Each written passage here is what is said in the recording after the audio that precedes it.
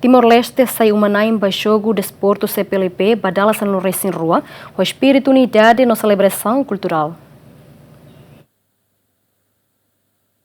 Timor-Leste realiza momento histórico ida INB sai umanain badala uluk ia Jogu Desportivo Comunidade dos Países de Língua Portuguesa badala San Lourenço rua. Evento INB halibur atleta juvenil sira husinasaun lian português ho dipromove desporto hanesan simbolo unidade solidariedade no intercâmbio cultural. Ia evento ne vice-primeiro-ministro Mariano Sanami Sabino ahu discurso abertura ida nebe destaca compromisso ho juventude lusófono no valor sira nebe fahe entre nação membro sira ho sublinha katak Jogu CPLP Laos Date competição desportiva ida, mas be oportunidade único ida atu expressa solidariedade, amizade no cooperação entre povo nebe qualialiang português. Queridos atletas, senhores e senhoras, o Jogo da CPLP são um momento de celebração não apenas para nós em Timor-Leste, mas para todos a CPLP. Unidos nós somos um. E o tema que nós juntos reflete o espírito da nossa comunidade e reafirma a nação unidade e nossos valores que partilhamos. Os jogos do CPLP não são uma competição, mas uma oportunidade de expressar o nosso compromisso com a amizade, a solidariedade e a cooperação.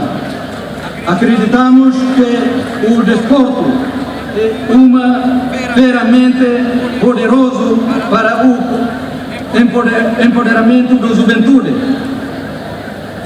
Proporciona disciplina, fomenta o espírito de equipa e inspira os sonhos.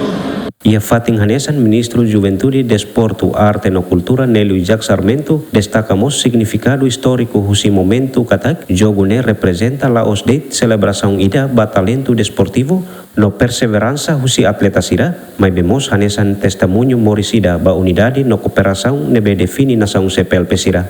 Os jogos da CPLP são, acima de tudo, uma celebração da solidariedade, da amizade e da união entre os nossos países. São um espaço privilegiado onde o desporto se transforma numa ponte entre culturas, promovendo a paz e o desenvolvimento. Neste ano de 2025, recebemos com alegria delegações de 7 países irmãos.